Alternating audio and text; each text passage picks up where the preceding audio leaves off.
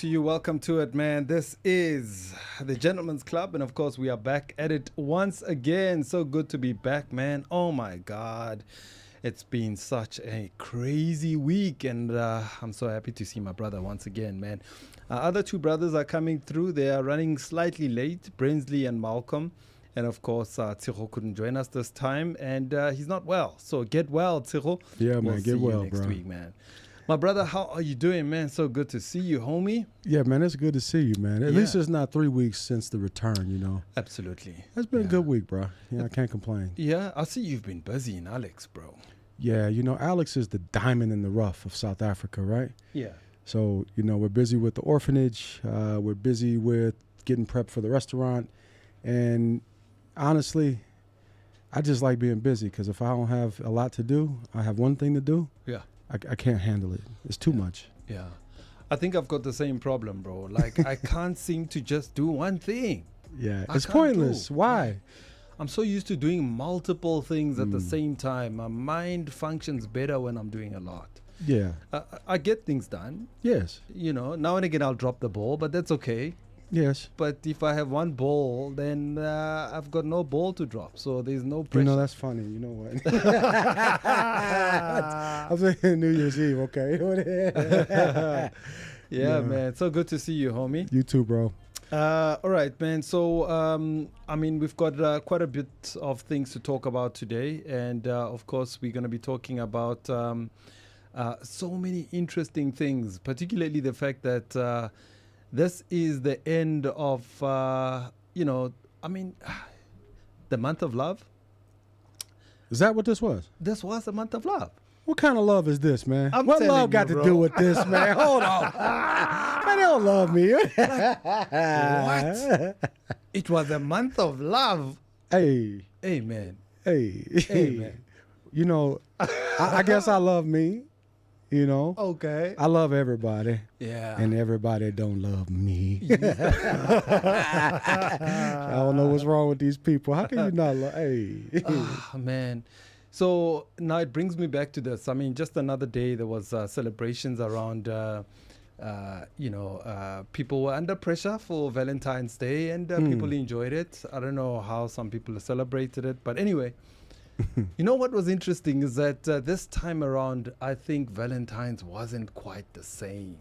It's been a lot going on in the world, you know. Usually, I think people are more aware of, okay, the root history of Valentine's. Folks, don't get mad at me, please, because when you look at the root of any seed, right? And I think we have to be people who can't just take things from the middle and say, this is the story. Yeah. The history of Valentine's is not about love. Oh. So when you look at the root and the etymology of the history of the story, Yeah. it's got a lot of pain in it. Do you think people woke up to that, or is it just because just so many bad things are happening in the world and we're just all just distracted at the moment? I think both. I think a lot of people are becoming awake.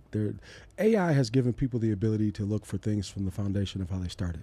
Okay. So when you go to the basics of something and you find out, well, you know, damn, this isn't actually the true story. So from this story, how do you get a story of love? You know, looking at Valentine's. Yeah. I think there's great stories that have evolved. Yeah. You know, people have their individual story or their interaction. But to me, every day should be a day of love, you know. So I didn't even call it Valentine's. I didn't mention it once. I said, happy day of love, you know, happy love day. Because for me, Valentine's is opposite of love, you know. And then people guilt trip you like, you know, it's Valentine's. You didn't even give me chocolate. Like, why? Can you just say hello? Like, hi, how are you? How's life? How's your morning? Yeah. You know, not gimme, gimme, gimme. So we got a gimme culture. Yeah. Yeah, absolutely, man. Oh, man, our brother just walked in right here, man. Well, he came in like Shaft up in here. How you doing, bro? Didn't you? John Shaft just walked in. Damn, this dude, I ain't hear nothing but the wind on the door say.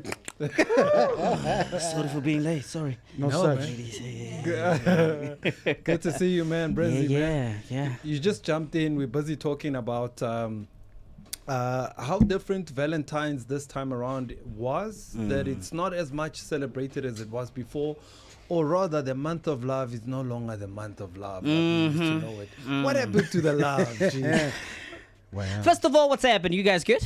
Oh, we we good, good. You've man. been okay? Yeah. Do we Do you okay. celebrate Valentine's? Absolutely not. Do you I celebrate love. Valentine's? Absolutely not. Ladies, you celebrate Valentine's? Yeah, let's see. I never. But we know about the history of Saint Valentine's, right? My. Come on. What? huh? That it's not a good one or what? It's not a good one. Okay. Why? It's like this pagan holidays that we've been celebrating. Why are we celebrating somebody else's death or Yeah. history in a way? And we package it. We say, this is love. Did you know? celebrate it? No, I don't. I don't celebrate. Me and my wife, we don't celebrate. Valentine's. No, we don't. Oh. No, we just celebrate each No other every flowers? day. Nothing. Every day. I wake Every up, baby, day. love you. Mwah, hey. Even now when I left, I'm in a rush. Mwah, love you. That's my Valentine's every day. Wow. Because we get to spend so much money, do you understand? On what? Usually they get us what? Yeah, the sokis, the ties, the Oscar. Talking about that little tie, that Yeah, little bow tie. yeah, a little bow tie. By that time, I don't even wear a tuxedo. Man, Like, yo. imagine that. Yeah. So I think it has dropped due to the fact that people are starting to wake up and like, bruh.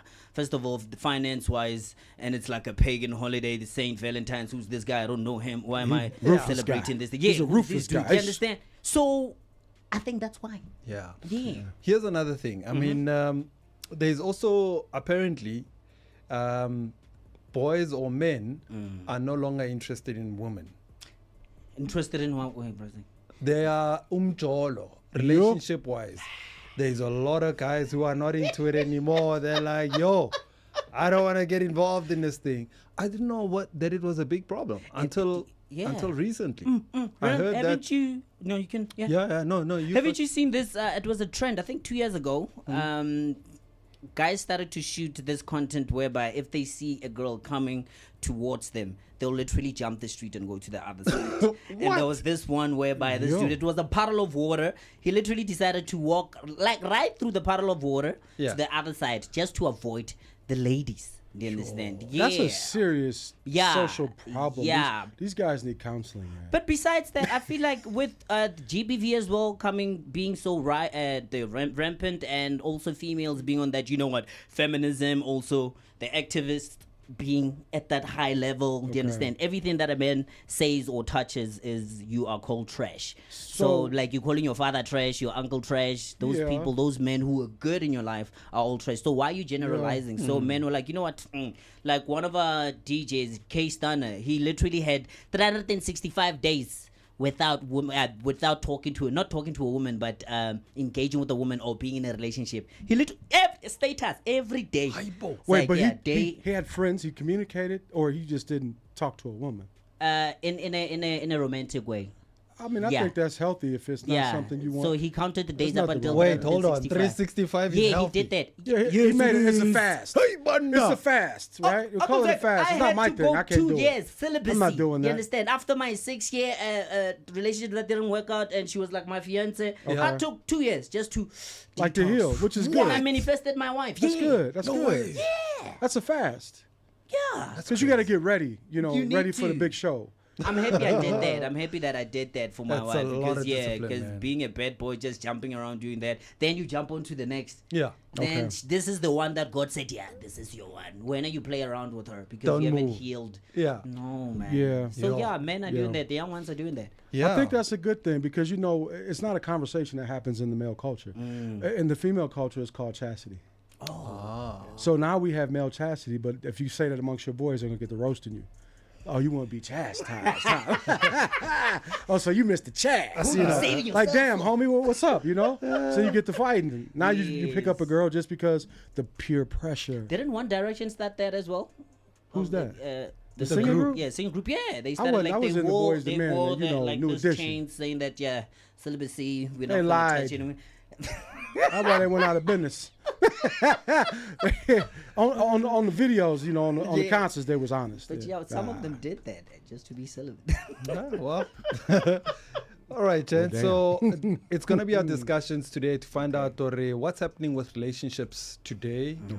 And also, most importantly, marriages are breaking apart. Yeah. There's a lot of divorces. So guys are literally walking away from ladies, from women. And I want to know what's wrong and why men are walking away. But we'll have that discussion after this. But Mr. Ronaldo, are you ready with your piece, brother? Yeah, let me get this thing ready. I'm ready. We'll get you ready, brother. You let me know when you're ready. I'm ready right You now. ready right now? Yes, sir. All right, man. You can go ahead, man. Go ahead, brother. All right, cool. So this is Fashion Flow, right? Fashion Flow 2026, the Gentleman's Club by myself, Ronaldo Cortez. All right. Fashion in 2026 is no longer only about clothing. It is about the systems, sustainability, technology, and ownership. I, Ronaldo Cortez, believe this moment is one of the greatest opportunities for South Africa, Africa, and Black America to lead a new global creative economy. Through the Gentleman's Club, I'll be able to talk about this and some of the platforms that we work through. We are sharing a vision that connects fashion, entrepreneurship, youth education, and infrastructure into one powerful movement. The first defining force of fashion today is supposed to be and must be sustainability and the circular economy. What once was a trend has now become a non-negotiable standard. Young designers across South Africa and the African continent are building brands rooted in eco-conscious materials, upcycling, thrift culture, and zero-waste production. This is not only about protecting the environment, it is about economic access. Circular fashion creates low barriers to entry, allowing township youth, inner-city creatives, and emerging entrepreneurs in the Africa and Black America to start businesses without massive capital. And that's huge, because capital is always an issue to start. I don't have enough money to do this. And that's not the truth. Thrift, vintage, and resale markets are building microeconomies that keep money circulating within communities. The second force shaping this era is technology. Artificial intelligence, digital design, and augmented reality are transforming how fashion is created and consumed. AI now assists with pattern design, personalization, and forecasting trends. Virtual try-ons, now this is huge. Digital showrooms and smart garments are becoming part of everyday life. For African youth and Black entrepreneurs globally, this is the gateway into high-value skills. Learning digital fashion, 3D modeling, and virtual garment creation opens doors to global markets without the traditional barriers of manufacturing and distribution. Entrepreneurship is also evolving. Direct-to-consumer models are changing the power dynamic. Instead of relying on large retail gatekeepers, young founders can now reach global audiences through social media, e-commerce, and community-driven platforms. Niche markets are thriving. Gender-fluid fashion, adaptive wear, retro revival, and culturally rooted designs that reflect authentic identity. In South Africa and across the continent, this shift empowers designers to tell their own stories. Tell your stories. Tell your stories. My goodness. It also, in Black America, allows compromise. In Black America, it allows creators to reclaim cultural influence while building generational wealth. One of the most exciting developments is the rise of shoptainment, where content becomes commerce. Fashion shows, live streams, music, sport, and digital storytelling now drive immediate sales. Entertainment has fashion as emerging into one ecosystem. This creates opportunities not only for designers, but also for videographers, stylists, models, marketers, and event producers. It is a full value chain that can employ and empower thousands of young people. Smart fashion and wearable technology also represent the future. Performance fabrics, smart eyewear, and functional clothing are opening new industries that blend fashion with health, sport, and lifestyle innovation. Africa, with its young population and creative energy, is positioned to lead in the space if we invest in education, skills, and infrastructure. Let me repeat that. If we invest in education, skills, and infrastructure. The real opportunity lies in connecting these trends to youth development. At the Gentleman's Club, we focus on mentorship, professionalism, and transferable job skills. Fashion is a training ground for disciplined communication, branding, and leadership. And when young people learn these principles, they can move into multiple industries: media, sport, technology, and entrepreneurship. The future of fashion belongs to those who build ecosystems, not just brands. South Africa, Africa, and Black America have the cultural influence, creativity, and resilience to shape this new world. The question is not whether we can participate. The question is whether we will lead. Fashion Flow in 2026 is about ownership, sustainability, technology, and economic transformation. It is about turning creativity into infrastructure and culture into capital. This is more than style, this is strategy, and this is the next economy. Thank you. Shout out, man. Very, very interesting, very in depth, very interesting indeed. I must say, thrifting, I didn't know anything about it until my daughter, who's into fashion, was telling me about thrifting. And she was like, yo, man, you don't know what you're missing out on, man. Second-hand clothes, brother. Well, you know, back in the States, right? Yeah. I used to thrift all the time. Oh. And you know why? Because when you're a father, you got children. You can't afford to go spend big money on some high-dollar clothes. No, that's true. Not to mention, I wasn't a brand rep for, like, clothing brands that didn't give me a return on money. So I'm always my mindset, we're going to hustle. I need fair exchange. Yeah. Fair exchange is no theft to me. But when you just buy clothes at a high price, okay, and then they get dirty or you use them once or twice and you wash them, the wrinkles come in. Excuse me, that shit's finished. So now you got people taking those high-dollar value pieces that are now at the thrift shops and they're turning them into resale, or they're just rocking them with a pair of tight jeans, pair of Timberlands.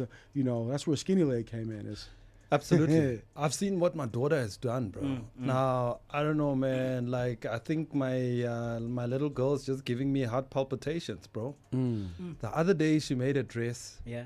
The dress was this thin, bro. Was Yeah. this long. Okay. She comes to me. She's like, what do you think? What do I? I took the dress and I put it here. I was like, It's a bra.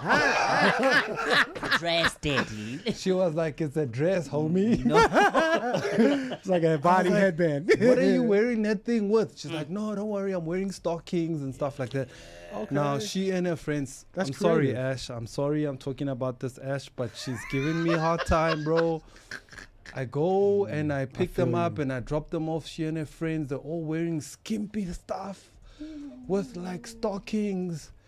The hair, the one friend, the hair shaved off here. So you're talking about back in the punk rock 80s I'm style. like, these are like serious punk. And I'm seeing all her friends. I'm like, Lord, give me strength. Okay, can I share? Can I testify here? I need to just put it on the table. Yeah. So one of my daughters, she walked for me in New York Fashion Week, and all Oh, of my yes. daughters are awesome. You know, all of them. Yeah. One of the creatives, big designer, they had a swimming suit outfit piece, runway. My daughter's naked, halfway. Now, Daddy used to see him at the pool, you know, but I'm Daddy. I'm gonna look at my kids, you know. I'm watching the show, and all of a sudden she comes skimping down in the bra, and I'm like, I'm not ready for I'm this. not watching this shit. Who's the design? Dad, it's fashion. What do you mean? So like it's the daddy mode. Like they're women. No. But the funny thing is that you will never see them wearing that in public. And talking about thrifting again, it has been around for the longest time. The one-hit wonder Macklemore also rapped about it. Yes. Remember that? Yeah. Yeah. So Yeah. I'm like, it's not something new, but would you be wearing those boots? That's a Lil Wayne. It's a Ghana. It's like Mario. No. Whatever, brothers. Not for me. And walking thanks. around in Senton like, yeah, man, this is fashion. Hey, but they do, eh? Really? I think They do that in Senton? No, What kind of boot I is don't know this? what culture. I don't know. They look like what? Is it like a high? Yeah, but it's They're no, big. man, They're like big. the big soles. Yeah, They're like it's Mario Brothers boots. I you know. Yeah. The Mario Brothers. Yeah. Oh, hell Like a no. lap You now. know, I saw a guy wearing those. I'm like, he doesn't wear them for long. That's for sure. I know his ankle meat. Like He's not gonna wear them for the day. It's like his foot got a rotator cuff. Like, blew his shoulder foot out. The hell kind of boot is this? Yeah, it's But crazy, I feel man. that. I feel Yeah. that everything is good actually. Absolutely. Shout out for you. Thank you. for the just the information about fashion and entertainment. And of course, that's an industry that's going to be ongoing for a long time. People are always going to be wearing something. Yeah. And it's Yeah. definitely, Yeah. the young ones are thinking out of the box in terms of what works for them in terms of fashion. So shout out for that lesson, my brother. I appreciate sir. it. Do you know you run a fashion show also? Like fashion shows. I've been emceeing fashion shows for the past 8 to 10 years now. Yeah, we're gonna You be need running to do- one soon. eh? Yeah, we need Yeah. to collab with you guys. Uh-huh. Like Yeah, it's gonna be with the bumble boots. Oh, that'll be. The Let's do bumblebee that. boots. All right, Jed. So back to the discussions today. I posted something on social media. Yeah. I wanted to get people to tell me what their thoughts are on these topics. First of all, there was an interesting video I saw, and it was a discussion on radio.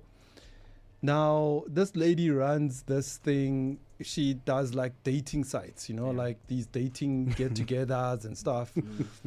And then they're trying to get guys to attend these dating things. And guys don't want to go to those things. Well, the fast dating. Yeah, the fast dating, like speed dating. Yeah. Like, so now she says the reason why the guys don't want to go to that thing is because the guys are into porn. And now, so where does she get this information? So porn and betting and gambling is leading in South Africa.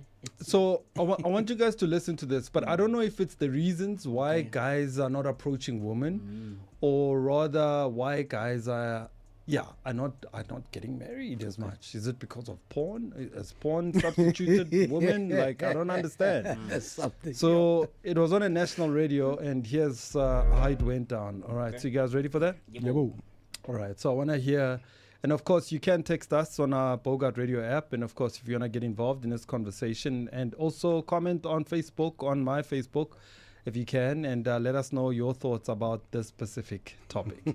Go and celebrate singles and play music for them and have a nice time for them at the paddle court. And the majority of people that showed up, 90% were women. 90% were women. So if I used to run singles events, and I used to, and the biggest problem that I had with my singles events was getting men to the singles events. Men, the reason why they're not going into these singles events and are not putting themselves out there is that men would rather get off from pornography, I reckon, than they would meet normal people. Porn has taken over the dating for men. The profile, how we look at people, and what is desirable for us. Porn shifts that, changes that. We call it the arousal template. So what somebody may start off watching porn in their teens or early 20s completely changes when they're 30, 40 years old. And so what arouses them changes. So they may say, I like petite Asian women in their 20s. In their 30s, they may say, I like robust white women with big busts. Because of that, the way that porn works with the brain, it needs more and more novelty in order for it to be more and more of a turn on. So it changes, and that very, very vanilla porn may be where somebody starts, and often they land up watching stuff that they'd actually feel ashamed of talking to other people about what they're watching. If we look at the development of men and women, right? Women are socially, or girls are socially, what's the word I'm looking for? We are... would you say socially engineered? Yes, we're developed as social beings. Women are more social than what boys are, right? If you look at the construct of how we're developed, if you look at the developmental stages and ages of children, you'll see that girls are more socially, they're better socially than what boys are. Oh, I'm struggling. I need dinner, guys. So I think there are a couple of things. I think that porn has definitely affected arousal templates. It's affected people's confidence in dating. I think that it's cheaper. It's cheaper to watch porn than to take somebody out on a date, or to even go on a date and have your hair done and everything. And I think that COVID had such a massive impact on us socially, men and women. And I think that single men that went into COVID single, I think have really struggled post-COVID, trying to be more social and putting themselves out there. I cannot tell you, Faith, if I could have a database of men, just men on my database, I would be able to pair them up with 3, 4, 5 women like this. A lot of the guys are not asking the girls out. A lot of the guys are watching porn. And the women are the ones that are showing up saying, hey, pick me, I'm here. I want to go out on a date with you. I want to get to know you. I want to get married. But you're saying the men are the ones that are preferring to watch pornography than put themselves out there. That's my understanding. So, gents, there you have it. That's something, sir. Is it because men are just watching porn that they are not in relationships, or they don't want umjolo? They don't want this dating thing. I feel like that's one of the factors, but it's not one of the main ones. Yeah. You know, that porn driving you to be afraid of females. We're the ones who chase. Do you understand? Yeah. So now this generation, we spoke about it, AI. You know, the phone. You're stuck here. When we grew up, you know, man. Yeah. Like about Antoine, hey, can you get her? Like, Antoine, you're scared. Yeah. You understand? Yeah. So you had to Get her prove number. yourself. You're like, Yeah, oh, yeah. okay, cool. Yeah. Now, you understand? So when you had like the gentleman's club, like, nah, man, when you approach a lady, this is how you should talk to her. You understand? Just be calm, you know, don't be over eccentric and asking for the numbers now. No. And for us, our uncles, I don't know if Uncle Zach did this. Yeah. They were sort of abusive. The way that you shell out the ladies. Yeah. You remember that times You if a hold lady the hand, you hold the hand, squeeze yeah, it. squeeze it. You don't want to let it go. Manhandle. Yeah. You hold it like this. That was the way. And then But- she says, I'm in pain. You It's see? so. And Yeah, then well, one coma she wants me. Like brutes. Yeah, so it was that way of like you, in a way, forcing yourself. You Yeah, understand? It it's- wasn't it's because a- I grew up watching it, my aggressive. uncle doing that. I'm like, my guy, why are you doing that? Choking her out, bro. What's going on, man? So for me to learn how to propose to a girl, I started. I'm like, I can't come Do in the that same way. manner. Yeah. Me, because I used to write letters. Here, girl. Right, you understand? A long one, and at the end there, yes or no. Yeah. You mark a box. You understand? So now, today, for you just to approach a beautiful lady there, you don't know what to say. The first thing, what you gonna say to her? But also, like, okay, here's what Messi 100 Okay. says. We don't want to approach debit orders. I like this one, eh? But it's not always about money, guys. It shouldn't be. No, it's not. Not every girl wants you to give her money and all that. No, like we saw Buntle.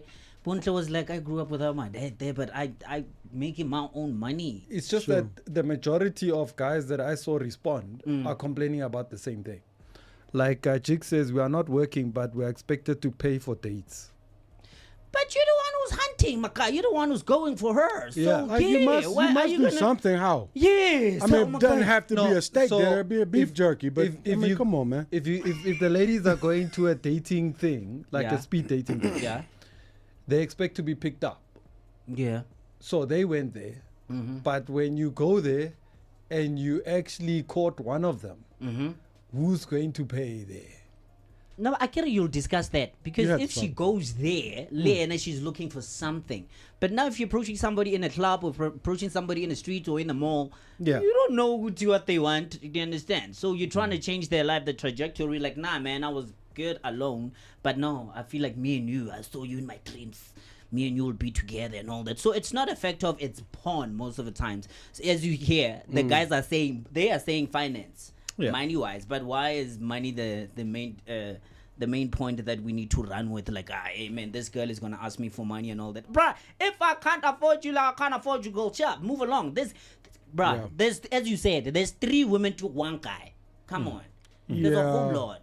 Yeah. I got a thought on this too. You know, Yeah. it's if a person's asking you for money, obviously they're telling you their trouble. Yeah, And if there's a person, male or female, because I think, you know, guys do both the ways, same. yeah.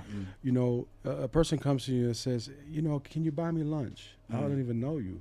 What they're basically telling you is that they have a job, but they can't afford to eat because so you have to use logic, you know, when you're talking to people, number one. So that's always a basis for conversation. Okay, if someone says, hey, you know, I'm going to this event, or you're at the speed date event or whatever event, you know you're there looking for something, right? Like you say. But that doesn't mean you have to sell on the date. Thank you. You're telling me, hey, or who's going to pay? Okay, look, ladies, you know what? I didn't come expecting to have to pay for you because I don't know you. Why should I pay for you? So you ask a question. Once that's a platform or an opportunity to get information. Yeah. You don't know these people. It's just like going to a grocery store. You don't have to buy everything you pick up. We know the thing is going to, you know, you go in there and pick up some acha. It's going to say, how much do you want to give me for this? And then we'll go to my counter and talk to my robots because now people are losing their jobs to AI. Yeah. So I think these ladies are basically upset about the reality. And I don't think they represent all demographics. They speak for their own, you know, they speak for their own crew. Yeah. To me, they're probably Their own 50s or person, up. I would say 60s are up. They seem like grannies, so they're into some weird shit. I'm sorry, but but you know they don't represent us. And then I think they're also having trouble dealing with the reality of technology. Yeah. Absolutely. Technology is putting your business out of the game, yo. And Yeah. remember this also when it comes to going to Groovos and all that, and you wake up with the lady in the morning and she asks you for money, it's amavuso. If you don't have amavuso, she will literally come up with false claims and go and open up a case against you and say you raped her. So many guys are avoiding that as well. There's many factors, not just porn only. Absolutely. Rabbi Roth also commented and jumped on this conversation. He says, far-fetched. Porn is not why guys didn't rock up at the singles event. Nice. It's not like the singles event was a sex party. Exactly. Come They on, would man. have gone. Hey, that's like a strip club or something. I mean, that's what they want. Come on, man. You can't use arousal as the reason why people didn't come. Right, you're busy. You put an event together, people don't come up. You're like, it's because they are not around. Come on. Sure. Come on. This is scary. And then he goes on to say, we can't say women don't rock up to a car wash, to a car show because they were at home watching porn. They are just not interested. Your product sucks, lady. I'm sorry. Okay, Matseko jumped on this as well. She says, hi, Lena, I'm not buying this porn. It's replacing relationship storyline. Maybe, just maybe, most men aren't interested in those kind of gigs. And the fact that more women show up than men could be something far less dramatic, less simple reality than there are generally more women than men in the world. Sometimes it's not a crisis, it's just maths. Those are two great points. And then Luyanda Mbele says, most guys don't want to unpack things. Menelik Gibbons says, fully agree. If those are single women's thoughts, I'm not rocking up. Men are hunters, remember that. Roland Wagenaar says, thank God for fiber uncapped internet. Wow. Hey, look, I think maybe if the event wasn't a success, you need to have free food. Yeah. Steaks and, we steak, gon' wine, be and beer. there. We you know? are going to be Cheesecake. there. This thing. It's going to be done. But Uncle Zach, also men come on, in man. marriages, in relationships, are still watching porn. So you can't use that factor. Hey, women are watching porn too. Do you How? understand? Come on, man. OnlyFans right now, it has People. been advertised in boxing rings and all that. Clarissa was fighting now this weekend. And I saw OnlyFans, the boxing. I'm like, guys, are you literally advertising porn? Absolutely. Like, in like a Absolutely. pay-per-view It's right there. match. A woman's sports now. Boxing. And I'm like, are you serious? But it used to be Playboy back in the day, man. You see? You see? Let you me get... used to do it? Man, crazy, it was man. like the Hugh Mansion. Like, that was like Epstein's twin brother, bro. Like, come on, man. Yeah, actually, crazy, yeah, to be honest, yeah. You know, the child we moms, glorified man. somebody who was doing Ah, you see? Wabana, you see? It's crazy, not porn man. only. All right, so let's hear more from the people. Thank you very much for commenting on my Facebook post. Felix Sitaba says, from a guy's perspective, singles events are for losers.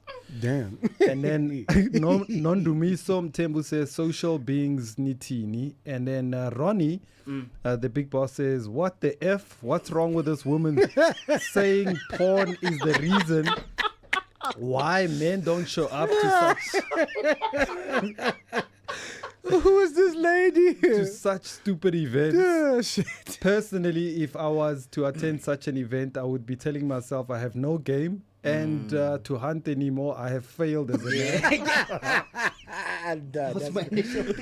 The hammer drops. Okay, Peter Sandani says, shout out Peter, he says, you can't blame porn when it comes to this topic. It's scary for men to be in the dating scene these days. Blaming porn is women avoiding to confront other women on how they ruined the dating while blaming men and everything else. Okay, Queen Kosi says, Haibo. The last one from Michelle says, there is so much incorrect about this clip. One must wonder why. Shout out to everybody that commented on this thing. So Great yeah, man, we comments. appreciate it, man. So yeah, and guys, that's how you have it, man. People are, mixed about this thing. And also there was some people also commented about, You know, because if people are afraid to date, then it means there's less people interested in getting married. And there's a high number of people that have just been walking away from marriage as well. So, and the question was, why has the marriage rate drastically dropped in the black community? But before we leave that topic, quick, but do you understand that also women are very mean? Have you seen Big Brother now? What they're doing to Tandega? No. Like, they are mean, those ladies, towards her. They skin her about her. They even tell it to her face sometimes, like, hey, umamako is a tweet. You understand? What? Yeah, yesterday they were writing letters to their, for those that they want to write letters to, you understand? It's either you tell them how you feel about them and all that. So she had like 7 people writing letters to her, and her boyfriend on the show as well. They wrote letters for her, but giving it to him in a way. And they are so against her to such an extent that she stands up for herself. You understand? She chills. The guys feel her. They're like, nah, you're one of the dudes, man. You're cool. But nah, the ladies are not feeling her. So women can be mean also to each other. Yeah. And women, if they're showing us that side to their own species, what are they going to do to you? They're going to tear you apart. Yeah. So the youngsters now are feeling they're like, hey, bro, I'd rather be single. It's fine.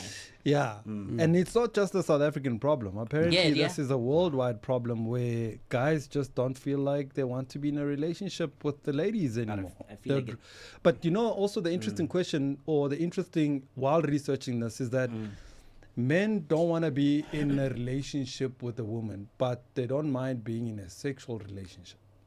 You know, I'll tell you something on that. That's an interesting point. Yeah, that's it. When you look at relationship, right? Yeah. And we look at the levels. There's many levels. A marriage is about contract. It's a business document. Okay. People are in relationships that there's no paper document that is upheld by the court. Yeah. Unless you go to court and file an agreement, so a partnership agreement. Yeah. Doesn't mean you're not married. If you're living with a woman or a man, and you there past 7 days, and y'all have an intimate relationship, you a relationship. Union, You done. Yeah. Now that thing carries a life weight. But the other piece is if you're in a relationship Contractual. and you go through a divorce, you know, Big Brother gonna get your money, and he's not caring about you or her. But usually the laws, for the most part, at least that I've come to learn, they support women, which goes back to our initial conversation. When did the state start being in the business of relationships now? Like marriage? When? Because it wasn't like that back in the days. No, when but I the mean, government stepped in. No, the thing is, like, you know, you meet this girl, you like her, you propose to her. It's one-on-one person. Then what happens is that you start having witnesses now. Yeah, okay. It's the parents. Now you must go tell the parents, Yeah. then the family, then it's the marriage, then you have witnesses. Yep. Then you include God now. Yeah. Now God is another witness. That's a different witness. Now you must That's the account to witness. him, and then if the marriage doesn't work, there's a third person who comes in. It's the state. That's the thing. When did they start? Let me get your money. The state and the legal. Yeah. Those are the ones that, okay, the state maybe comes in when you do your marriage certificate. But when you have to get divorced, brother, it becomes even longer and more harder. It's business. And some guys are saying, look, I've seen a lot of guys losing in this marriage thing. Yeah. Because there's no winning for men. There's no winning for There me. isn't, because I was going through some of the comments here that you sent yesterday, like I saw. And there was one that captured me here. Like, what is it? So this guy, while you're looking for that, Yeah. Jerry says women turned marriage into business. And then Nontlantlama Donna says you marry at your own risk nowadays. And then Akona says we are focused on self-development. Times have changed. And then Mapule says, I do have the answer, but my English is Englishing me. All right, so here's another lady who has a question for why guys are no longer going after the ladies anymore. So I want to listen to that as we jump into the next hour. Our guest is making her way through, so take a listen to this. Why do men pursue women when they are not ready for a relationship? Because I'm a player, and in order to be a player, I got to play a game. So I run game on you because my goal isn't to catch, to keep, is to catch and to catch and to catch. I want to collect you. And when you say pursue women, what am I pursuing? A lot of you all are mistaking a man's attention for his intention. You think that just because my attention is going there, I'm pursuing you. No, I'm pursuing that box you got. I'm pursuing that self-esteem because I want to leech it. Because when I drain yours, it makes my cup full. You're going to pour into me well before you pour into you if I run my game right. And here's the thing. Part of my game is making you feel like you're the only woman in the world. And that's why we do this little dance here. I call this manipulation some type of foreplay. Because the better I am to you, quote unquote, the easier you give me what I really want, which is access to you without the commitment. So guess what I'm going to do? Say all the right things. I'm going to be vague. I'm going to be non-committal. And guess what you're going to do? Treat me like your man, even though you are only an option to me. Guess what? You tell your girls, he's so consistent, he send me good morning every day. Yes, I do, along with girl B, C, D, and E. I pursued you, not for you, I pursued you for me. Sometimes men womanize, not because they want something serious, but it's because they're trying to cover a hole inside their heart that's been there for so long. And the only way I can do that is taking hit after hit after hit after hit of new woman after new woman after new woman. Because when I conquer you, I feel like a man. Let me tell you something. I don't feel like a man at work. They overlook me. They belittle me. I'm not the man when I go out in this city. My car ain't like his or his or his. I'm not respecting my community. But when I get on your body, ooh, I feel like a man. I take hits of you because I'm addicted to the thrill, not because I'm addicted to your heart. So this is why I pursue women when I'm not ready for a relationship. Anybody else? You good? Thank you. Thank you, I apologize. All right, ladies and gents, as you heard it, the clip there, man. Of course, women are struggling to understand why men are not interested in them anymore. Or maybe not as much as they used to be before, you know? So it's not just a South African thing. Bare jola o bone motolo. You don't want to say the word. Yeah. Barum jolo wa sinya. You know? Yeah, so but I found those two comments. You found those quickly. two comments before we jump into our guest who is here already. So one is from Tabi Sumkiza. Our sisters are wearing the pants in our relationships. They want double surnames. They want us to take their surnames. They are the Pepple Gang. Hi, bo. Yeah, diabo. Take their surnames. Yeah, yes. It's a trend now. What? Yeah, bo. What kind of a man is that? Wabon this cult. Then from Hloho Ndovela Are, women no longer see marriage as an achievement. To many women, it seems as formal way of being officially the one who will be cheated on, then gaslighted. To be abused financially, emotionally, and physically, you have to take care of the kids and your husband, even though you're tired and sick. Say, diabo. I was like, I got this. Matloka. Hey man, I'm trying to get back to this. Take the surname. What is this, man? Yeah, no, it has been a trend. Don't you know that? I forgot what it is. I don't wanna. But for foreigners who can come here, they can marry our women and take their surnames. Oh yeah. Yeah. What's the financial benefit? I saw a Pakistani boy. With the Ndlovu surname, sure. Bro, I saw this. Yeah, swung on, didn't he? I saw like a colored and Indian boy. Yeah. I was like, this is a mixture of a Pakistani and Indian right now. Now you know this boy made up. I'm like, why do people do this to their kids? That kid is gonna be teased. What's So your things name, have homie? changed. Things have changed now. Things have changed, man. All right, gents, thank you very much for that conversation. And of course, to all of you that have joined us to comment on that, we really do appreciate it. Yeah.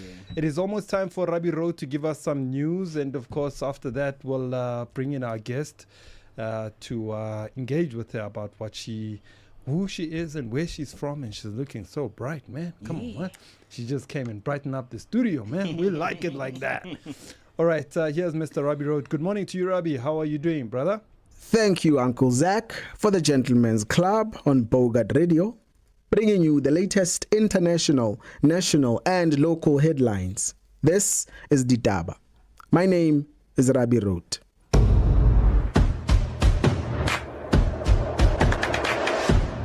On international news, authorities in Mexico have deployed more than 10,000 troops after violence erupted following the killing of one of the country's most powerful drug lords.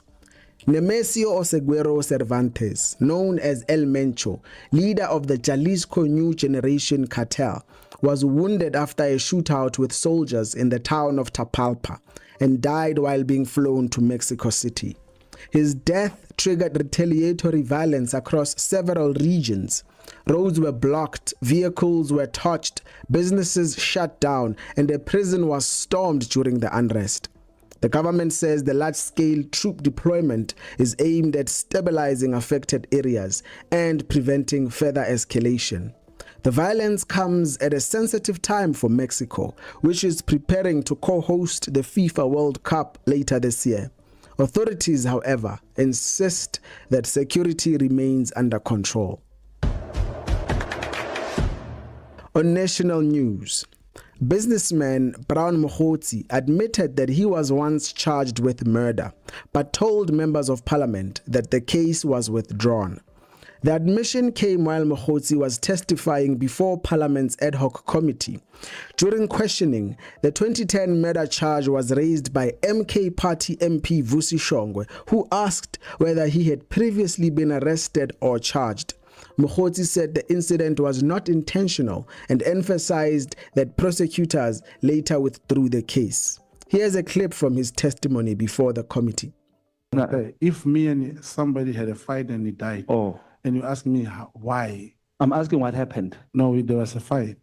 There it's was not a that fight. It was an intentional. Did you shoot that person? No, it was physical. And he fell on his neck. He fell, okay. Yes. All right. And then that case was dropped. That case was finally was dropped. It was dropped. Yes. As a self-defense.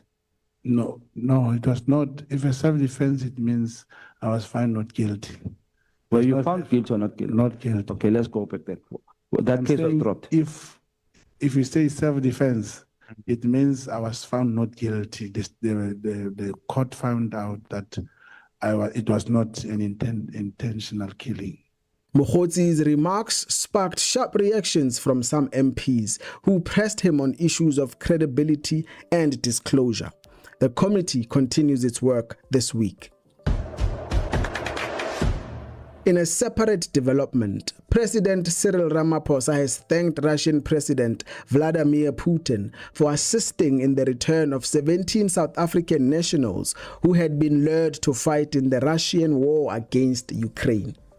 4 of the men landed back home last week, and 11 were expected to return soon, while 2 others remain in Russia. The men were reportedly lured with promises of employment, only to find themselves involved in the conflict. Government says diplomatic engagement secured the safe return and has warned South Africans against responding to foreign military recruitment drives.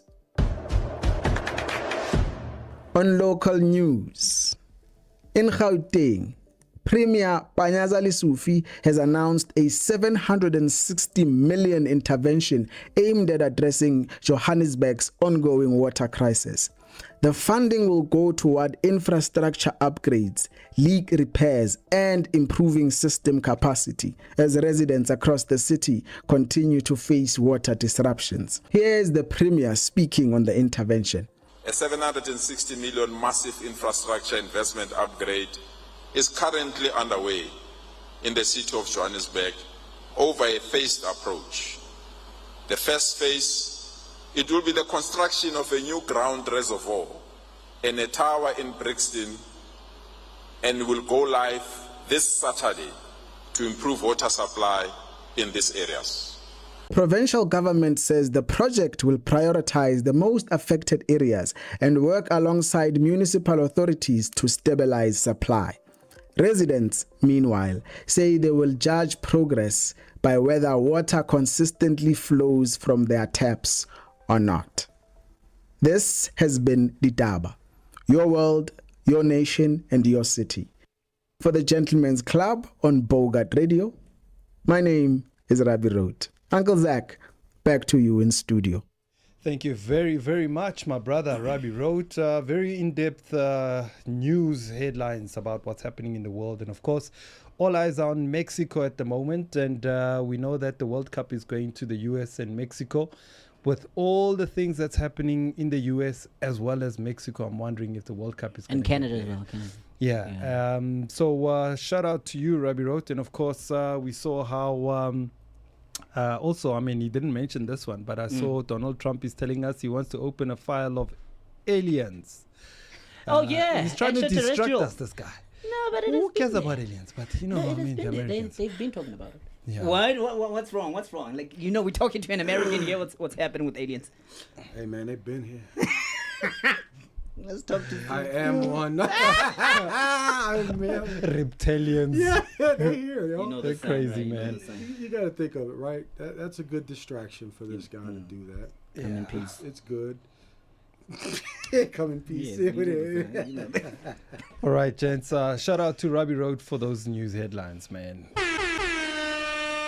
All right, gents. I think let's introduce our guest. She's here. She's beautiful. She made it on time. We appreciate that. And we appreciate the organization she's from because she's here to represent it. And let me tell you who they are, the organization. She'll tell us who she is. So the company or the organization is called CCIGA. The CCIGA Employment Fund, SEF program is a national initiative designed to empower artists, performers, and creative professionals while addressing unemployment and skills development in South Africa's creative sector.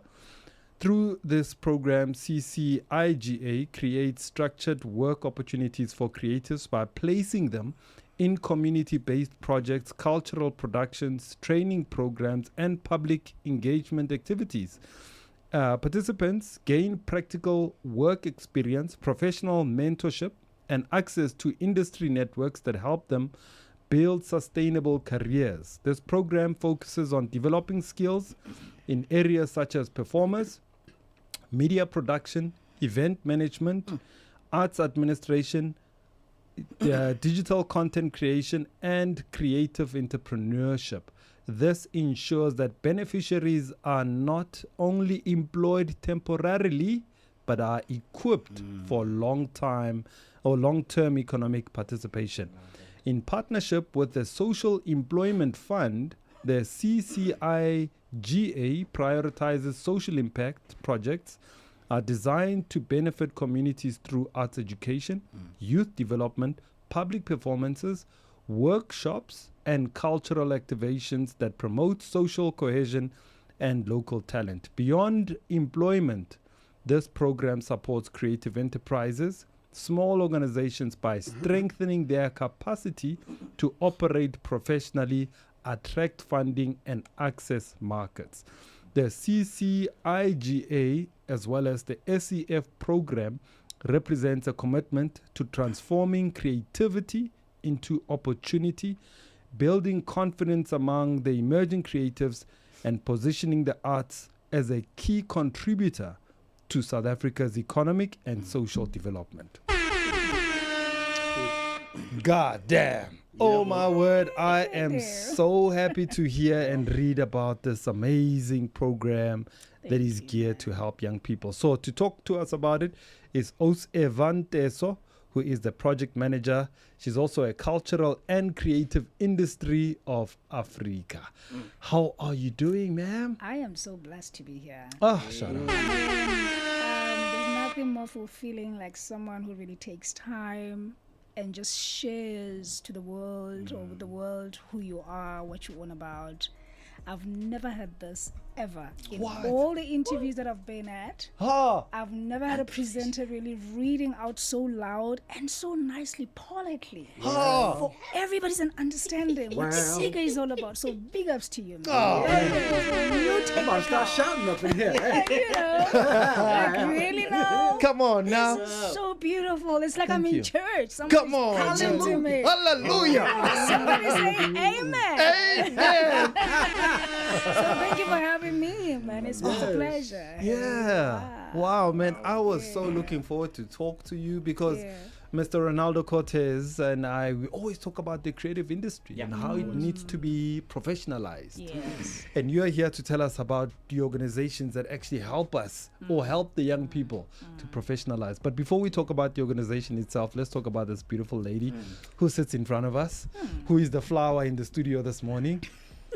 Among the thorns. There are other flowers, though, but okay, it's fine. Nice and the flowers here. I mean, you know, my thorns are beautiful. Okay. You understand me? They prick you nicely, eh? Okay. You guys are killing me. You guys are killing me. You don't just go down like that. I love that. I love that. I mean, look, I hope the ones that are always saying I'm ugly are listening. Yeah, I mean, this house is full of gentlemen that say I'm beautiful. Yeah, man. You know? So Evha, she was born and bred in the Free State. Yes.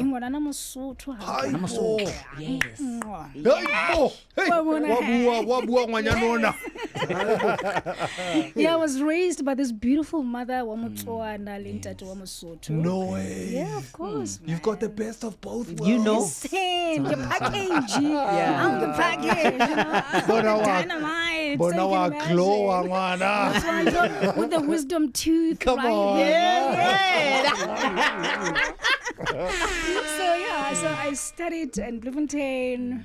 And I came to Joburg, I think in 2000, went to live abroad and I came back.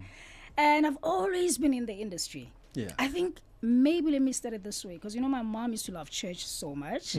So I was that child who used to love attention. Whenever the preacher is in front of us, like, you know, preaching the word, I'm like, I'm hearing you, amen. Yeah. You know, so that's how they knew that this one is going far. Yeah. And as I grew up, I started, you know, taking care of people, being involved in church activities, and always going to the communities and feeding the needy. You know, I wasn't actually coming from a rich family, but I think what we learned in the family was that whatever we had, we should actually share with others. And then I started becoming this singer, or the gospel singer in my community, trying to portray Rebecca Malobe type of thing. You know? Goddamn, yeah. Okay. Exactly. And that's how it all started. And then I went to Bloemfontein, studied there, and at the same time I was actually at Parkhoff's. So Parkhoff's is a performing arts center of the Free State. Yes, still remember it. You know. And I did my acting, my dancing, my singing there. I started emceeing a lot. Went to work slightly at Lesedi FM, and from there I came to Joburg. And I worked at the SABC for 7 years as a sports anchor. And then I went to the corporate because I was fed up, but there was no money in the industry. Every time now and then you contracted a head. You know? So I decided to go to the corporate sector, and I learned a lot. And it was really a blessing in disguise. But you know, once you are that side, there's always this thing that tells you you're an artist. And I always got fed up every time with the corporate people sitting around the table, and they just don't want to think out of the box. And I'm like, what is wrong with these people? What is wrong? They speak this good English. I didn't come from the white schools, and I was like, they just speak this big English, but they can't walk their talk. So I shook up environments a little bit, and then I was like, I'm tired. And then I went back to my industry. So coming back, before I came back, I was a performer. I was always on stage. But for some reason, when I came back, God said, you are not going back on stage. You're going to be behind and serve my mission from behind. Yes. So I have made people to become bigger. I have nurtured talent. You know, I have made sure that I took people the right direction in terms of their career, in terms of establishing themselves in the industry. So, and it's what I'm still doing now, even now. And then I established my own company, CLC, which I really focused it on nurturing young women to become this confident women that they are today, but also not being afraid to live out their dreams, right? And then I came across CCIGA. So CCIGA is actually owned by R1000 Mafokate, the king of Kwaito. Yeah. Right? Yeah. So when he met me, because he really liked my energy. And he's like, you know what? You're an activist. You always fight for the artists. You always fight for justice in the industry. But I think some people are utilizing you for their own benefit. So come, join me. And I said, brah, Yeah. I don't join for nothing. Yeah. So what do you Me, Yeah. never. Yeah. So it's either when I join, I become the director. Oh. Simple as that. Yes. Yeah. Right? Yeah. It's like, oh, okay. So Opapila ya lokere, yes. Ha. Right? Nothing for my Yeah. And Shem, he listened to me. Yeah. And he said, Yeah. I said to him, I'm going to give you my best because I love this industry. So if you do it that way, at least I know that I'm not doing this in vain. Yeah. So please, let's just start there first. And that's how I became part of the board, part of the directorship. And then I also joined some of the many other boards. I am now in the board of the Women Economic Assembly. It's an initiative by the president. Wow. It looks after the women in business. So I actually co-lead the sports, arts and culture. Wow. And I'm also Shout out, girl. God damn. and I'm also part of the board here, South African Dance Board. It was recently initiated by the minister, the current minister, Gaten Mackenzie, and we are actually in charge of trying to regulate the dance industry in South Africa. So there's quite a number of things that have been placed on our table to do. It's quite a huge job. But because we were actually being inaugurated last year, so it's only now that we're starting with the work. And we've been traveling all over the country, and now I'm at Bogart. Welcome. Come on. Yeah. Glad you're So here. that's me in short. Wow, man. Absolutely, what a mouthful. I've got so many questions that have been Yeah. popping in my head, man. Yeah, So a lot. I want to give it over to you too first, my brother. if you Yeah, wanna shout like, in, yeah. you know, I was reading about her yesterday as well when you sent us the whole thing. I was like, you know what, like, Aussie has done so much. And now seeing her here and her speaking about everything, and I'm like, you kind of like the female version of me, the many things that you've done. I'm like, No, you do. Yeah. You have very Yeah. similar personality Yeah. types. I like Just that. many listening. things, you know. Yeah, let's connect. listen, Let's you know, connect. Touch my blood. Come on, man. Yo. But this industry, Aussie, Yeah. I'm gonna be blatantly honest. Like, I studied at the University of Pretoria. I did my BA in drama, Yeah. in theater also, habba. But Udokotela, must but the thing is, people don't tell us about this pit hole that you jump into immediately when you step into this industry, because there are times whereby you can go for 6 to a year without getting any, any gig, you understand? Yeah. My question now is this thing, okay, are you helping only females, fella, or males? Yeah, no, with my company CLC, I focus mostly on women. Oh, women, But okay. CCIGA, so I heard him calling it CCIGA. Yeah, okay, Yeah, he sounded like a billionaire was going to give us money. No. Yeah, CCIGA. But it is well known as CCIGA. The CCIGA. Right, so CCIGA, we focus on everyone. Oh, We okay. focus on it from the young age. Like as I was coming here, I came from the activation in schools. Yeah. One of the schools. So we go to schools and we educate young people about the industry, and we also make them aware as well that listen. In schools, they educate you about arts as an activity, a mural activity, but not understanding that you can make a living out of this.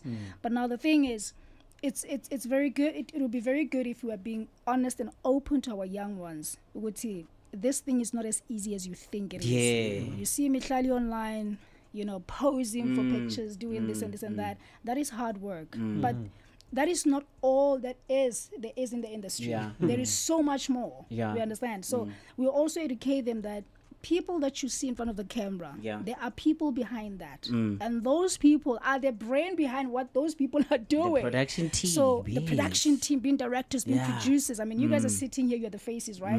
But there's that beautiful lady who's sitting there. Those two beautiful ladies that are She's sitting there. there. Exactly. Making it happen. These are the ladies that when you get here in the morning, they are telling you what are the do's and don'ts. Yes. And and that is power right Yeah, there. yeah. And that's what we need to educate our young ones. But when you come to our studios, we also also host workshops. So these workshops, we really get into the nitty-gritties of the industry. We educate you about the policies. We educate you about the copyright amendment bills. We educate you about all these acts that are hidden. And people, they think that as artists, we don't read. We are not educated. I mean, you've got the BA. That's where I want to come in. That's where I want to come in. It's the thing is that our industry, you know what? It's all glitz and glamour.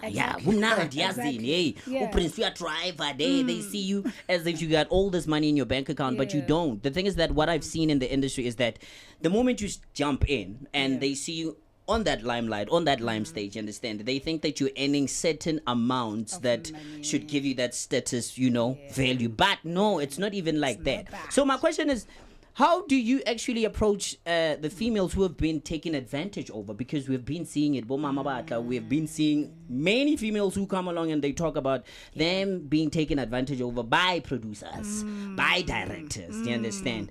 And the money that we have been given, it does not even accumulate towards the United States, the industry, Hollywood. It's not even like that. But Bona, they themselves. I want to make a quick example of the movie that I shot. Immediately when I shot it, they pay you like upfront. Okay, you're done with your production. Cool. After a month, here's your money. But now the contract also did not stipulate that you're going to be showing it for 10 years afterwards. Where's my royalties? What's happening to my royalties? It has made me to shy away, to move away from the industry. People are asking, bro, aren't you going to act no more?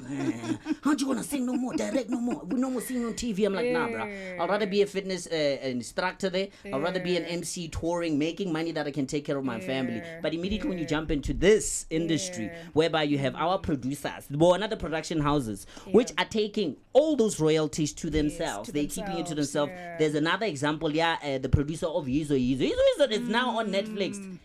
But the the production company is not getting that money, those royalties. So how do you prepare now, the ladies or the artists, us, mental-wise? Because this literally defeats you. Just imagine now. You're here with us. Hey boy, hey booba. Somebody as you driver Uber and all that. Now they looking down on you as an artist. You no more have that confidence to jump back on TV again or to do production again, because also the production team as well, they are being paid peanuts.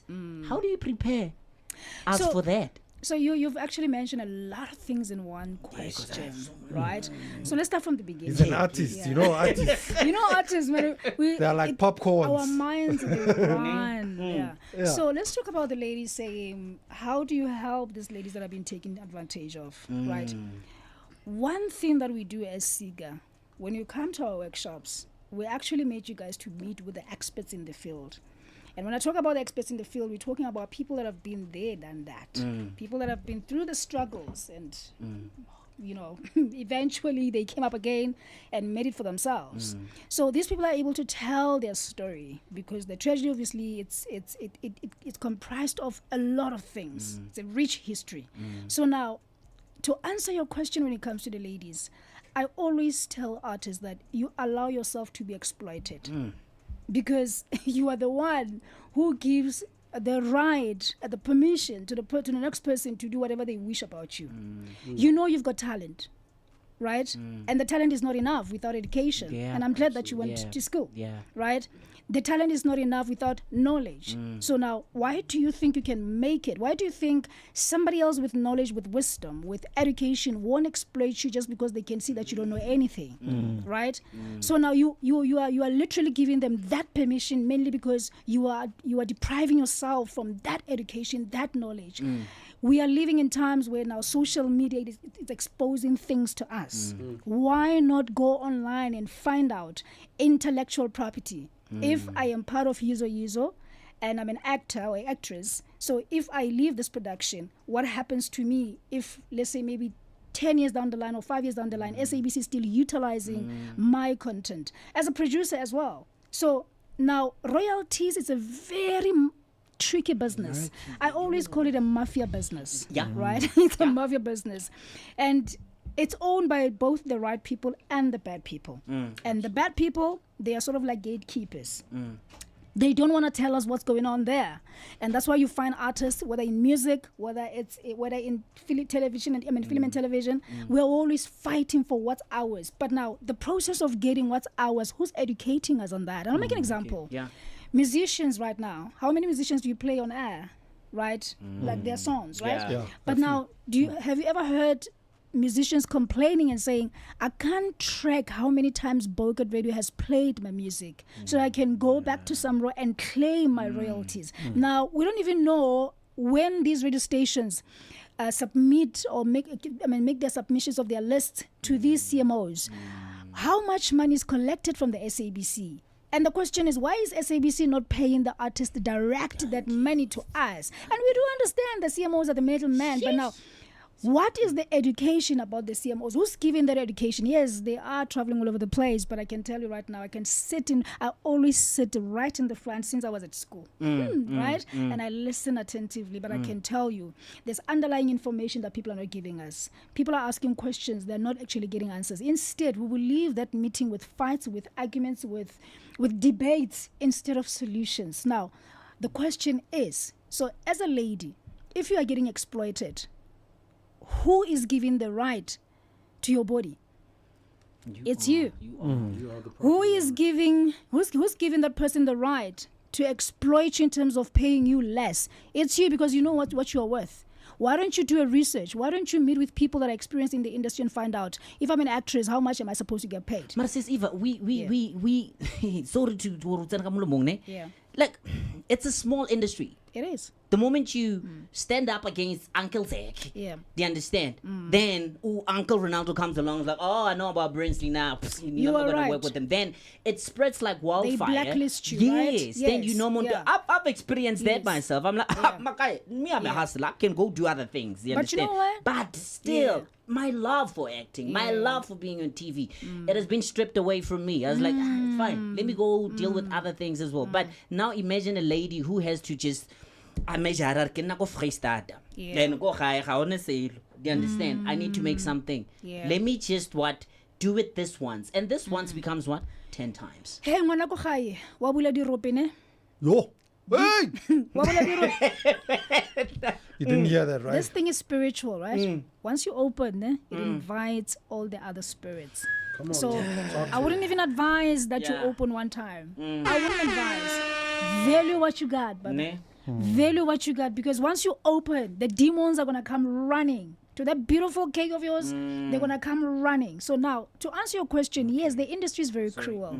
It is very cruel, and you are right that by saying it's very small. So once you try and go against someone, especially the big shots in the industry, I'm telling you, tomorrow you are the talk of the town. You go for the next audition, they already know about you. You know, and sometimes it's very shocking at times that some of the directors, even the casting agencies, when you go for an audition, they sit with their phones right there, and you think maybe they are connecting their business or whatever. No, they're actually researching about you guys. Do you know? Because they've got their own groups, right? So when they see Guti Lo, Guti but Opapile, they want to find out who are you, and they immediately go into the groups and they say, guys, do you know this person? And listen, so be careful on how you also conduct yourself. But however, I'm not saying that people shouldn't fight. It's just that our industry is so segregated, it's so divided. And even as artists, we don't wish well for one another or each other. And that's the problem. But I always say, once you fight for what's right, once you fight for what's going to make justice in this industry, God is watching you. And one day, regardless of what happens, you may die maybe, just like what are those so-called politicians that actually died for us. Those people, they've left us a legacy. But look at us now. But I'm also saying as well, if people tend to blacklist you, or people they wish to blacklist you, or people they plan to blacklist you, because they do, right? We have got social media, guys. Social media that has given us so much freedom to do whatever we want. And you may cry and cry and cry. One day someone is going to hear you. But also, you're a musician right now. You're an actress right now. You're a dancer right now. TikTok, it can help you. spread your talent. It can help you to market your talent, get the access to the market. And you don't need anybody else to come and advise you to say, I can sell my talent. Please help me to go sign up with, this other big, labels. You don't need those anymore. Because when you look at the labels as well, and I'm not criticizing them, but I'm just speaking the honest truth, right? We've had so many complaints about these record labels, guys. I mean, people are crying about their royalties, saying the managers, the owners of these record labels, they're actually not doing them justice. So now, are we going to cry forever? When you've got Spotify online, when you've got so many DSPs online, are we going to cry forever? So let us be solution driven, and I think that's what I can advise. Okay. Absolutely. All right, so just before you jump in there, gents, Rihanna is standing by all the way from Dubai. Okay. She just wants to give us a little bit of a health update, and then we'll jump back into the conversation if we can just allow her to just tell us what's happening and what we need to do to take care of our health, because I can see my sister here is also very... she seems like a healthy body, like a busy body, like she gets into, exercises. So let's hear what the tips are, and then we'll come back to our conversation. Good afternoon. Oh, good morning, Rihanna. How are you doing, girl? Hello, Uncle Zach, and to all of the Bogart Radio listeners. I am Rihanna, your health and fitness expert. Last week, we spoke about setting your intentions and setting vibrations by holding 2 glasses of water and saying your intentions out loud. Now this week, I have a different one. Before you reach for your phone in the morning, I want you to try this. I want you to place one hand on your heart, one on your belly, and take 5 slow breaths. Feel your chest rise and your belly soften, and let your body wake up gently. The simple morning pause does more than set intentions. It calms your nervous system, it reduces your morning cortisol spikes, it helps improve your focus, and brings your mind and body into sync before the day starts. So tomorrow morning, I want you to breathe first and then begin your day. I know we all have this habit. As soon as we open our eyes, we grab our phone, looking at our emails, looking at our messages, which automatically spike up our cortisol and sets our day up for stress. So do yourself a favor.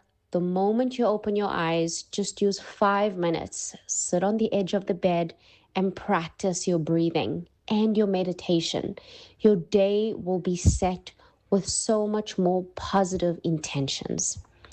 All right, guys, I really hope you try this. I know life can get very, very busy. All it takes is just 5 minutes when your day starts. Beautiful. Thank you so much, Rihanna. Os, I don't know what your health tips or maybe your health cracks are. What do you think of what she just said? I mean, Rihanna girl, you rock. Thank I you. always tell people that you are in charge of how your day is going to turn out. Yes. You are the king and the queen of your destiny. So how you start your day, it all depends on you. So I'm going to take this.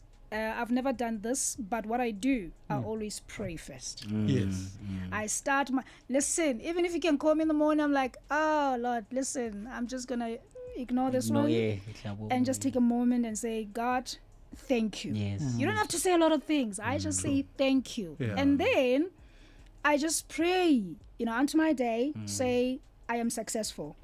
I'm going to go to this meeting. I'm going to meet this man, and he's been feared by so many people, but I'm the child of God. When I get there, I go in with the confidence of God. I've got the grace of God, and I'm going to prosper. So I speak what my day should be like. Instead of saying, God, please give me this. Hey, Tony, listen. You set a path for yourself. So You that's set what the I do. tone. You set the tone for yourself. That's the right English. You see why we've got That's why every family has an uncle. Exactly. You're all up in my conversation at 4:44. I did that this morning, So I love that. Let's go. I did it this morning. The thing is that we forget that we are divine beings, man. Yeah. What you say, it will happen. Exactly. So usually after, when I'm done, waking up and all that, after my son has kicked me in my face, it's fine. pray.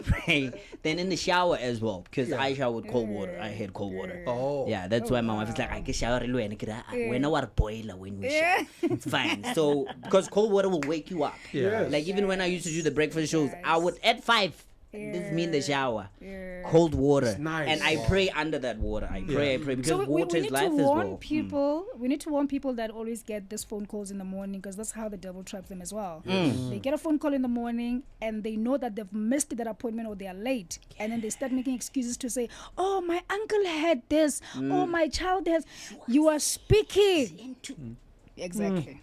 You prophesy with your mouth, and it shall happen. Yeah. Absolutely. Very, very powerful. You want to jump into your question, for our beautiful lady? Yeah, so let me unpack this. Unpack it back up. You mentioned a lot of different things. But what I heard you say, and I'm going to tap a word, working on your craft. So back home, a lot of the creatives, or anybody with a vision and a dream first and vision, they will, I'm working on my craft. You know, what is a craft? That's the thing you love. That's your passion. That's the one thing that makes you wake up, makes you go to sleep and can't sleep, gets you up out of bed. It irritates you, it pisses you off, etc. That craft, that thing. But now I heard you say something as it relates to, are we going to continue to cry about it? And I want to address a plague that affects a people who are just like the people of diaspora, but they're lost in identity, which is Black America. They have lost the ability to stop the crying about what trauma happened. Yeah. So when we look at the arts industry, the creative industry, and you look at the journey from Africa to America, America's basically in so many corporate and physical and media aspects leading the fashion, leading the, but it's not true. They're leading it from a trauma-based experience. Everything is, I got to get mine before I die. But it's coming from a pain which has never been dealt with, like a post-traumatic slave disruption and degradation and disorder. So when I hear you say that again, post-traumatic slave disruption, degradation, and disorder. That's heavy, bro. The people have never known who they are. Which goes back to identity crisis in the industry. In dust trees, people were planted in the soil. No? So when you're in the dust, what does a dust do for the seed? Grows it up to the sun. And it grows and things transform. So why is this dusty circumstance now causing so much degradation and poverty? And then people have the story of excuses where they cannot do. As you say, when you wake up, you're intentional. You speak to your day. Okay. What does that look like? If you never woke up and spoken to your day, that means that you don't know who you are. And if you don't know who you are, you're going to misrepresent what you are. And then people are going to tag that and put a name brand on it. And homie, you're going to be rocking around a polo all day selling that shit for 180. Now, I'm not knocking polo, but that comes from seed, comes from cotton, comes from sand and soil. And we come from seed, cotton, sand, and soil. And when we don't know that representation, we operate like weeds.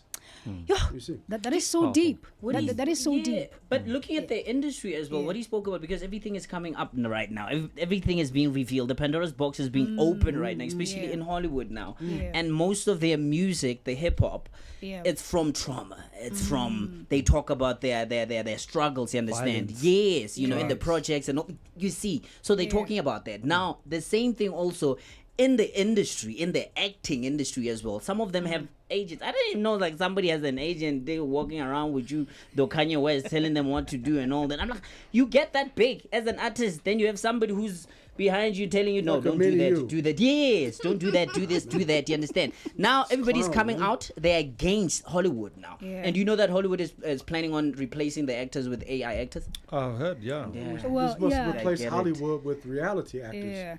I would like to entertain your subject, right? I mean, it's very deep. And I think every country goes through that, right? But now the question is, this is what I always tell people, that I was raised by my mother and my father, and when I was born, I was told this thing every time, even at church, that I am punished because of my parents' sins. What have I done? Me, what have I done? Why am I being punished for somebody else's sins, right? And now I got to a point where I had to find out who I am, because remember, as a child, you are being taught by your parents how to be. But that doesn't mean that that's who you are, right? And when you get to this age, you realize that I never liked Papa Kalibisi, Papa and Mel, right? But I actually love calamaris. And calamaris to me, they're like Papa Kalibisi. Okay. So why am I being forced to eat these things, right? Yeah, but you just eat them because this is what you were taught to eat. That's all you had. Exactly. Now, coming to the trauma, I feel like this trauma is so internal because of what has been imposed to you, right? And now you leave this thing for the longest time, and the reason why people, they always have this void in them. They have money, they've got the fame, they've got the beauty, the person is perfect, but there's always a need for this person to go get BBL. Why? Because of that void. Now, exactly. We're talking to something. Yeah. So now the problem is, we never look at the root of the problem. You see these artists that are getting on stage, they're talking about the struggles, you know, putting all the struggles on the paper, singing it out. But is that enough? Because this person, tomorrow when we wake up, the person has committed suicide. Why? When you've got everything. So the root of the problem, it's what this industry needs to face. Do we have the people in this industry like yourself who can actually try and break down what's going on? And then do we also have the second group of people who can say, the reason why this thing is broken down like this is because of 1, 2, 3, 4, so that we can get to the solution? And do we also have the people in this industry that can take whatever the research that has been made and go and educate our artists, educate the young ones, so that at least we get to a conclusion? But now, unfortunately, we don't have that, and that's why we always have these gaps. That's why we always have these artists that seem to be this big and great, but internally they are suffering. We have CCIGA. We have CCIGA, but I can still assure you right now, CCIGA, we do as much, but there's still a need for people like yourself to come and let us be soul sisters and soul brothers. Let's leave this glitz and glamour, the facade, you know, the plastic, the fake. I always have to be on my makeup to hide something. I mean, ladies in this industry, it's so sad that they can't even walk out of this room without makeup. That's so true. I can't come here and just look like these beautiful ladies here just because there's a certain standard that the system has said that I need to uphold. And what does it say about you? Are you not feeling confident about yourself? And if you're not, then where is the gap? I see what you said here in your profile, that with CCIGA, you guys are prioritizing the mental well-being. You speak to a lot of the mental health issues. I mean, I think this is the core of what you're saying, is that people have mental health issues, you know, because it's all the pain, the post-trauma that you've, gotten from. It affects you mentally, and that's why. So how do you deal with mental health issues? Do you need a psychologist to come in? Do you need support in terms of come for counseling? Because a workshop and a counseling are not the same. They're the same, Yes. So let me talk about the activations that we do now in schools, right? The kids are actually the victims of mental illness. And I'll tell you why. Because our parents are wounded. Our brothers and sisters, they are going through a lot. So now when they come back to the house, these kids are feeling the heat and the pressure. Now, they are expected to go to school and study. They're expected to be in the art centers and practice their talent, but under so much pressure. And they have to live through these traumas. And they are young, they know nothing. So what do? We take the experts in the field, but in the past 2 years, we have actually tried to differentiate between the counselors and the real mental experts. Because some people, they just come and they just find pleasure of being in front of the kids and enjoy the noise that the kids are making, but not really looking at the core problem here. And they're not even addressing it. So when we do activations, we allow these young people to also talk about the struggles that they go through, because even at home, they're not giving that time. The parents, they don't have time. They always have time to make money, always quarrel, always do whatever. And remember, the parents are also broken. And they haven't actually even found the solutions to that. So now we utilize art as a tool to bring them closer, because we realize that when we have someone who can teach them how to sing or how to write a song, and we say, speak your truth, speak your pain, but through the pen. And, it works faster and it helps them. We allow them the room to be in their own space to say, you don't know poetry, but poetry don't have to sound like a Shakespeare. Just speak what's in your mind, but speak from the heart. That's poetry, right? Now, when it comes to the unemployed youth, we always have the struggles, our own struggles because of unemployment. So now we face number one, how are you struggling with unemployment when you've got talent? Let's start there. Okay. Because then you are always thinking about getting a job when you should be thinking about creating a job because you are a job yourself, right? Because now, what then takes you to that level of struggling mentally is because you have been to Bogart Radio and they realize that they have no space for you, and then you go back and you feel like I'm rejected, so it means I've got no talent, I've got no use, I've got no worth. You understand? And that thing, it builds up in your mind just because you also come from a family where your father used to tell you that you are nothing, you are worth nothing, you have no value. Your auntie used to tell you this and this and this and that. So it's a very, very big problem. Now, what do? We work with different departments, social development, Department of Health, and also private companies that deals with mental health. Because mental health, it has got different stages. So as artists, let us stop shying away when you're going through something. Because then the moment we realize that the person is going through something, that's when you find out in the news that the person has done 1, 2, 3, 4. Yeah. So we try and also encourage artists to speak up as CCIGA and say, come out, you are only human.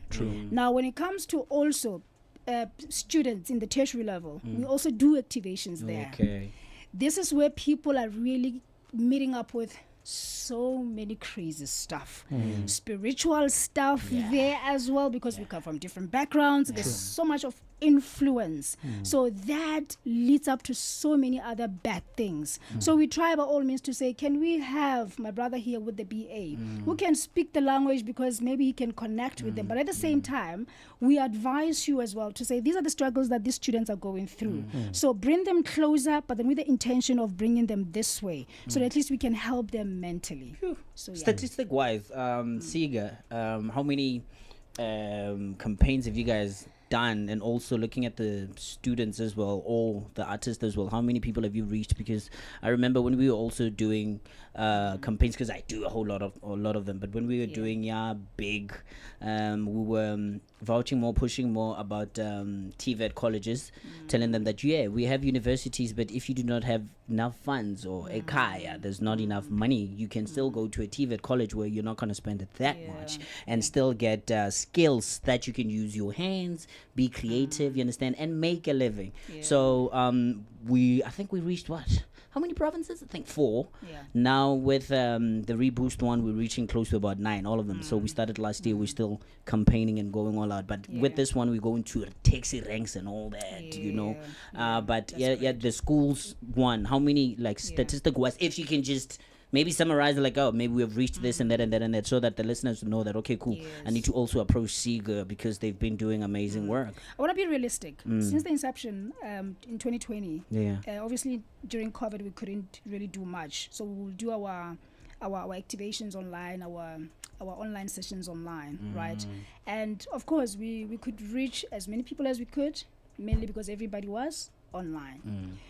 And in 2022, when things became better, we then joined hands with the Department of Community Safety. And we did a campaign called Take Charge Campaign. So Take Charge Campaign, it spoke to a whole lot of things, but then our responsibility as CCIGA was to come and bring the artists on board and try and change the nation, speak about safety, abuse, GBV, this and that, including mental illness or wellness, right? But utilizing the art. So between 2022 and 2024, I would say probably maybe we reached close to plus minus 20,000 society members, members, yeah. not just artists. Yeah. But and with the artists, we managed to bring on board 174 organizations to work with the department. That's great. Wow. And now with this Take Charge campaign, we went to communities, and I can tell you, really look at me Thank you. Yes. where the Yeah. abuse is Yeah. so rife, Yeah. right?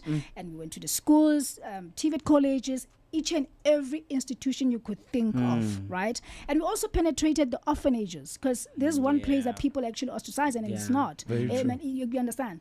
And then in between 2024 and now, we have been doing what we call so it's more like workshops, right? So but these workshops, they are more educational. We bring experts in the field, and we try and tackle different subjects, including mental wellness as well. So but now in these sessions, we realize that artists, when they come, they get more interested into the craft more than the mental wellness. So now we decided that can we just maybe shift that and just separate it from that, and then we take this thing out in the streets, because this is where the problem is. Artists might be mentally okay, but they're not totally good. The pressure that they are getting is from the family members and the society. So it's better for us now to educate both. So ever since 2024 until now, we have been pushing learning institutions. We have been pushing arts organizations. So I wouldn't tell you exactly the number, but every month we actually go to at least plus minus 4 schools. That's great. 4 learning institutions. And we are getting invited every day, just because. And the thing is, we also have other programs that we're doing. We're doing a project with Music in Africa right now, where we have employed about 100 creatives in 5 provinces. So from here, I need to rush to the Free State. I was just coming from the activation right now. So we've got a list of schools that are inviting us, because they have seen online what we're doing. They have seen the context that we are focusing, or the content that we are focusing on, and how we're also tackling it. We're not working alone, by the way. We're working with different companies. Today, we were with Tembi Foundation. We were also with Home Life. We were also Osbobi, who's the coach, the Numeron coach. Yeah, that word. She always says it, English, right? And we were also with Skombozo. He's an expert in terms of, creating podcasts as well. So we have different people that are actually advising these young people. But on mental wellness, we usually do this with Ausbobi. And now Tembi Foundation has joined us. And these are 2 amazing women that when they address this issue of mental illness, they go deeper. And I'm hoping that next time when you guys are doing your activations, let's just join hands together. Because this thing, honestly speaking, it's humongous, right? One organization is not enough. I can tell you right now. And I'm appealing to even private companies, because resources are needed. Some of the artists are very good. They come from prison. We also go to prisons as CCIGA. And we have experienced a lot of prisoners that have gone through a lot. The reason why they even committed those murders and stuff. And now they are back, and they're saying, our senses are back. Can we now go and tell people what's going on? So now the issue is these people are blacklisted. Right? They can't get jobs. So now, how do we get them to these activations? The reason why we need the help of the corporate sector. We need the help of the government, so that at least we can be able to sustain them. If we don't sustain them, the issue of mental wellness, it comes back again. And then what do? They go back to crime. And we are trying as CCIGA to say, listen, there are great artists that are in prison. But for them to come and share the skills, share the knowledge, but also share that extra wisdom, because they've been through hell in prison. We don't have the resources. Can you help? Oh, thank you, Elsie. Hi, Oseva. Shout out. God damn. It's just the passion. Yeah. I mean, I think as somebody who's a creative, to hear somebody or an organization that's fighting for creatives, it's I take my hats off to you guys. And I've known how many artists have gone through very hardships, and it's very difficult to make it in this industry, whether you're a producer, whether you're a dancer, whether you are a backup vocalist. It's very difficult to make it in this game. So with what you guys are doing, it's absolutely powerful, and especially starting with the young ones, it's quite critical. And it's important for us to go to the grassroots level. And also I love what you're saying, because people have internet now, like people must just Google now. Like you can't say I don't know. Now, you know, I get so annoyed when somebody asks me a question. I'm like, did you try Google first? ChatGPT. Why are you asking me that? Go on. I'm like, did you try chat first? Do you know chat? You know? You know, so, you know, shout out to you for doing such an amazing job. And I mean, we could talk to you for another hour. I needed her for, hey, time. Hey, I was seeing this guy. He was like, please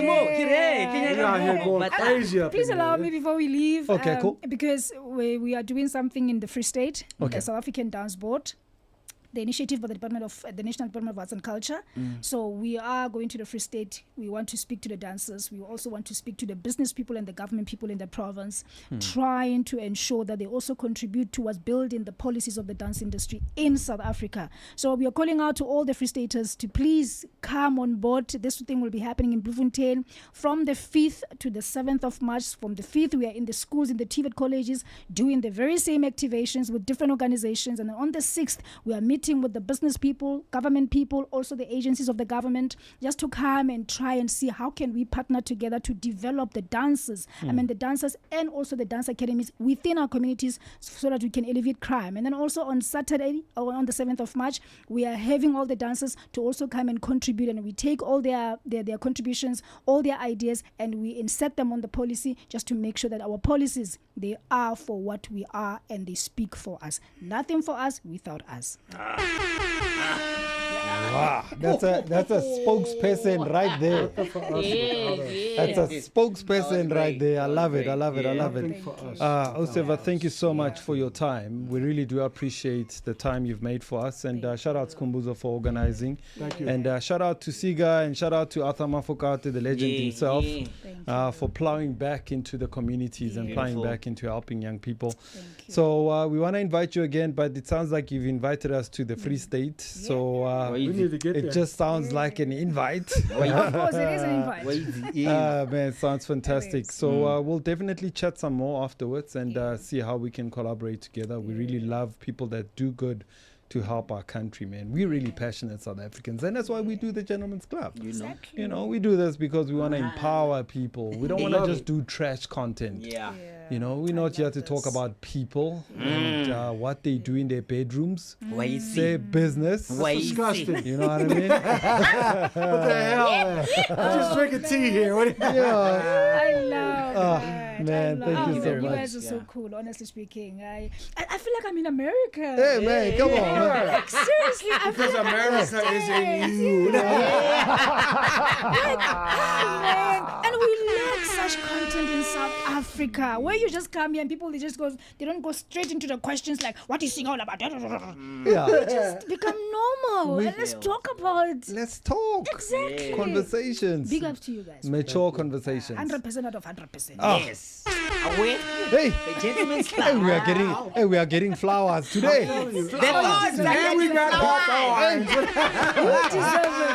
it. The poke me, stick me, scratch me. On behalf of the CCIGA family, I really want to appreciate you. And on behalf of the South African Dance Board, I really want to say thank you so much, guys. Continue with the great work. And one last thing. Hey! May you be forgiven your sins. Amen. And may the blessings upon your lives be multiplied and cascade to your families and your children. Yes. In Jesus' We name. receive. We receive. Thank you, Lord. Thank you. All right, guys, we got to say goodbye because, wow, Holla. we've been trying to say goodbye because the spirit doesn't want us to go. I don't want to go. All right, man, this is the Gentlemen's Club. We're back again next week. Shout out to everybody that participated on the show. We really love you. We appreciate you. Thank you for watching. And shout out to this wonderful, beautiful team, man. Yo, people don't know that we've got gorgeous people working behind the scenes. Hey! What's up, Bo? All right, man, we out. This has been the Gentlemen's Club. We out. We